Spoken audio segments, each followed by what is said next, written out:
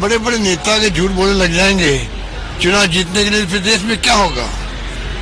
तो ये तमाम बातें आपके सामने हैं। फिर भी हमने अपनी हार को विद ह्यूमिलिटी स्वीकार किया है।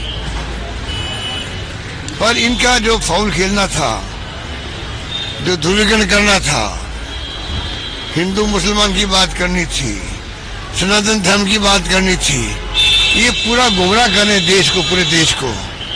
और इसको देश को कीमत चुकानी पड़ेगी इसकी, अगर हम लोग नहीं समझे टाइम पर। और मीडिया की भूमिका बहुत बड़ी होती है, वो पूरी तरह कामयाब नहीं है बल्कि असफल है। इस देश का मीडिया कुछ लोगों को छोड़ करके पूरी तरह आप समझ लीजिए फेल हो गया है। जिस प्रकार से वो सपोर्ट कर रहे ऐसे कामों को, सही को सही कहने की हिम्मत खत्म हो गई है। डर के मारे, ईडी, इनकम टैक्स, सीबीआई के मारे, या कुछ और समझ लीजिए, वो बड़ा विषय है। पर हालात बड़े गंभीर है देश के अंदर, ये मैं कह सकता हूँ। सर, आप दिल्ली से आए, क्या कुछ मीटिंग में? कल हमारी मीटिंग जो हमारे कांग्रेस अध्यक्ष खड़गे साहब के साथ में, राहुल गांधी के साथ हो गई। जो अलायंस कमेटी बनी उसकी हमने जो पहले मीटिंग की थी राज्यों के साथ में, हमारे अपने नेता जो है राज्यों में, उनसे बात कर ली थी पहले राउंड में। अब दूसरे राउंड में जो है, जो वहाँ की पार्टी हैं इंडिया गठबंधन की, उनके साथ में बातचीत शुरू हो रही है परसों से, 7 तारीख से 7, 8, 9 को संभवतः अगर उनको सुविधाएं हुई, उनकी सुविधाएं देखनी पड़ेगी हम लोगों को। तो मैं समझता हूँ कि हम लोग सब मिलके चर्चा शुरू करने लग जाएंगे और उम्मीद करते हैं कि बहुत स्मूथली सबके साथ में सीट शेयरिंग का जो काम है वो आगे बढ़ेगा। पोर्टफोलियो अभी तक बांटे नहीं है राजस्थान में, अभी तक मजाक बन रही है। मुझे तो मुख्यमंत्री जी जो नए बने हैं, मैंने उनको शुभकामनाएं दी थी। जब नए बने मुख्यमंत्री जी, पहली बार एमएलए बनना, मुख्यमंत्री बनना बहुत बड़ा, मैं समझता हूँ इनको एक प्रकार से अवसर मिला है। तो कम से कम उचित दृष्टिकोण से इनकी पार्टी के हाईकमान को इनके साथ में न्याय करना चाहिए। मुख्यमंत्री बना दिया एक बात है, पर जिस प्रकार से व्यवहार हो रहा है, हर चीज को आप रिमोट कंट्रोल से चला रहे हो, चीफ सेक्रेटरी हो, डीजी पुलिस का वीआरएस ले लिया, तो बहुत भले आदमी थे, उन्होंने ले लिया, वीआरएस ले लिया, वरना वो 8-9 महीने और रहते अब यहाँ पर।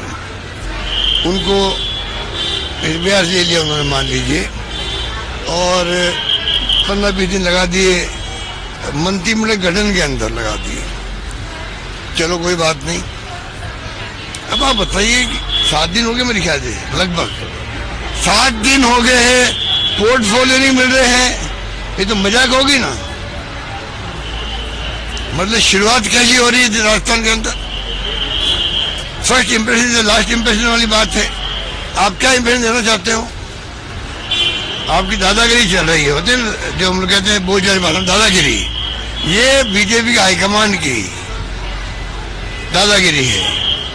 और बगैर प्रधानमंत्री जी के, गृह मंत्री जी के पत्ता नहीं हिलता है। इसका मतलब खाली नड्डा पे दोष नहीं जाता है। इसका मतलब नंबर 1, नंबर 2 प्रधानमंत्री नरेंद्र मोदी जी और दूसरे अमित शाह जी, दोनों दोषी है जिन्होंने राजस्थान की दुर्गति कर दी है। आज 3 तारीख को परिणाम आ गए थे, 3 परिणाम आ गए थे, और आज तारीख क्या हो गई है बता दीजिए। 1 महीना हो गया, ज्यादा हो गया। आप बताइए, क्या मजाक नहीं है ये? जनता क्या सोच रही होगी? पोर्टफोलियो नहीं मिल रहे लोगों को, मंत्रियों की दुर्गति हो रही है।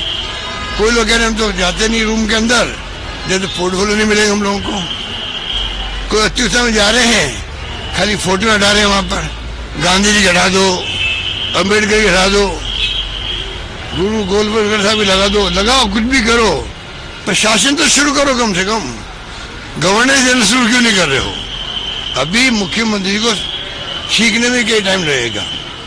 होना तो ये चाहिए था, एक्स्ट्रा तरीके से इनकी हौसला भी हो, इनको सलाह दी जाए सीनियर नेताओं द्वारा और किसी ढंग से अच्छी गवर्नेंस हो।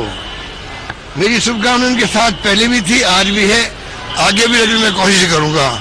अगर वो सच्चे सही ढंग से चलते गए, मुख्यमंत्री जी हमारी योजनाओं को बंद नहीं किया, गुड गवर्नेंस दी, सुशासन दिया, तो हम चाहेंगे वो कामयाब हो। भले आदमी है, सीधा आदमी है, उसका लाभ तो मिलना ही रास्ता है जनता को। कोई भले और सीधे आदमी को ये जिस प्रकार से व्यवहार कर रहे हैं, मैं उसको उचित नहीं मानता हूँ।